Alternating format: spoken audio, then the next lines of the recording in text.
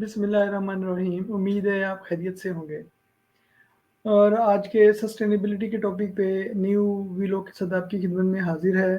लेकिन आगे चलने से पहले हमेशा की तरह आप मेरे चैनल को सब्सक्राइब कीजिए और बेल आइकन को प्रेस कीजिए, क्योंकि यही जो नॉलेज है ये आपके काम आएगा। और इसी तरह इसको आगे शेयर भी कीजिए, ताकि जैसे जैसे तालीम का फैलाना चूँकि सदका जारिया है, तो जैसे जैसे आगे फैलेगा आपके जो है ना वो अकाउंट में नेकी आती जाएगी।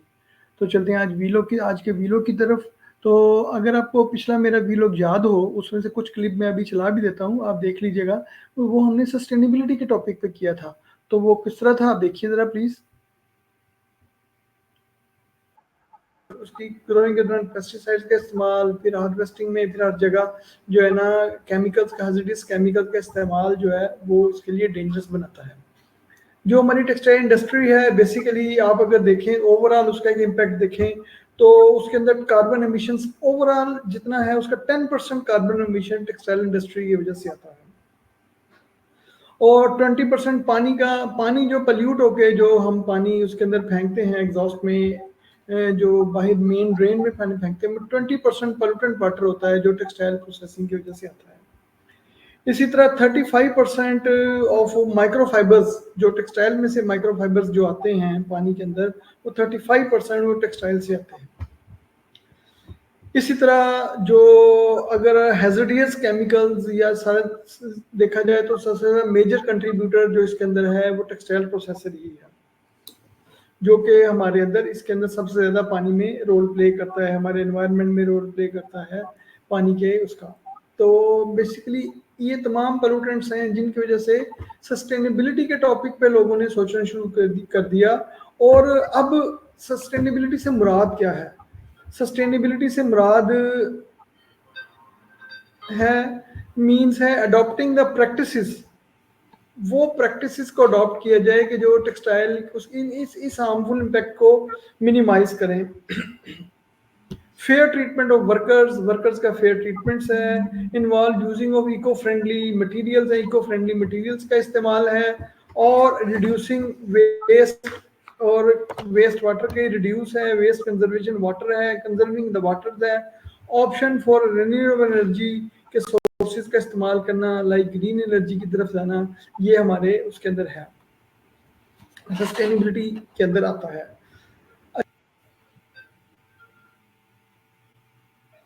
तो ये था हमारा जो हम सस्टेनेबिलिटी पे डिस्कस कर रहे थे।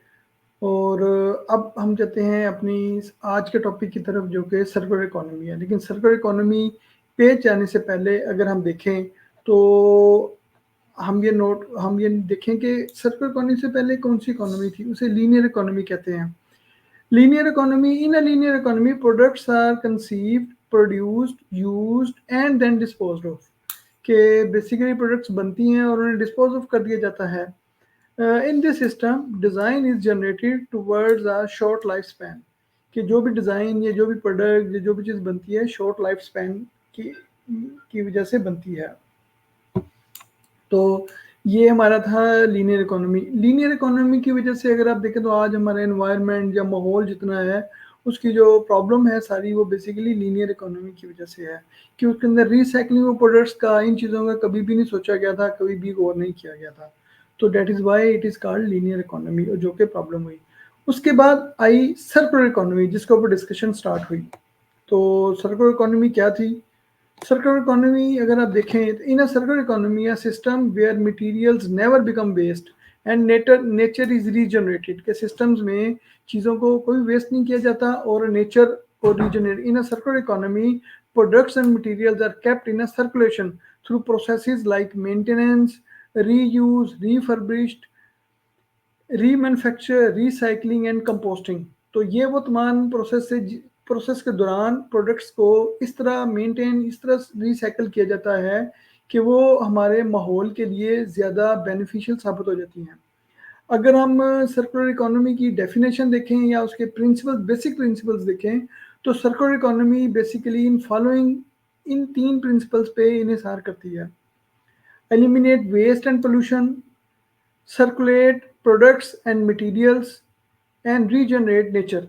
तो ये 3 बेसिक प्रिंसिपल्स हैं जिनके ऊपर सर्कुलर इकोनॉमी का इन्हिसार है।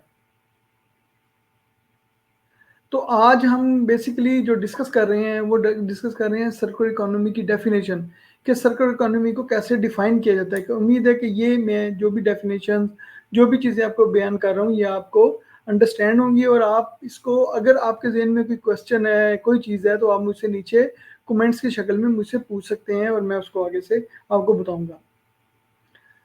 अकॉर्डिंग, अगर वर्ल्ड इकोनॉमिक फोरम की डेफिनेशन के हिसाब से देखा जाए कि सर्कुलर इकोनॉमी क्या है, circular economy is a industrial system that is restorative और regenerative by initiation, invention and design.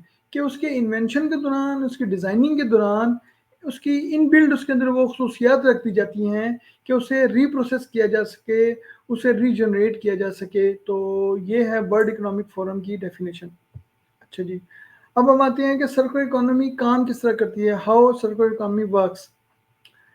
Design out waste and pollutions, इसके तीन बेसिकली प्रिंसिपल्स हैं। Design out waste and pollutions, circular economy design out economic activities, की products and materials in use, उन products and materials का in use करना। जैसा कि मैंने, अगर आप साइड में देखें तो स्लाइड में भी तकरीबन यही चीज नजर आ रही है। और रीजनरेट लिविंग सिस्टम्स, के लिविंग सिस्टम्स को रीजनरेट करना भी सर्कुलर इकोनॉमी कहलाती है। Circular economy basically avoids the use of fossil fuel and non renewable energy.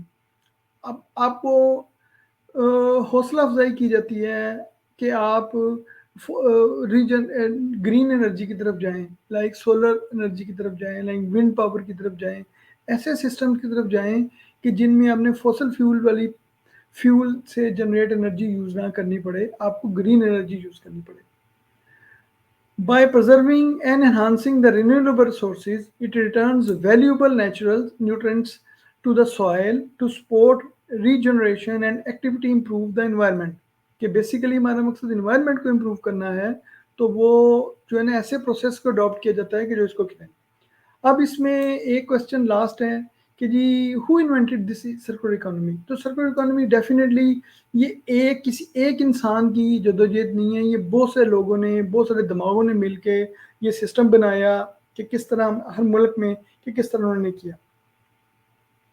With the deep-rooted historical and the philosophical origins, the notion of circularity can't be attributed to a single person or place। कि किसी एक बंदे को या एक जगह को उसका वो क्रेडिट नहीं दिया जा सकता, बहुत सारे लोगों ने मिलकर उस पर काम किया। अच्छा जी, इसमें से बहुत सारे लोग थे, बहुत सारे ग्रुप्स थे, बहुत सारी बुक्स आई जिन पे लिखा गया, तो मैं आपको कुछ के नाम बता देता हूँ।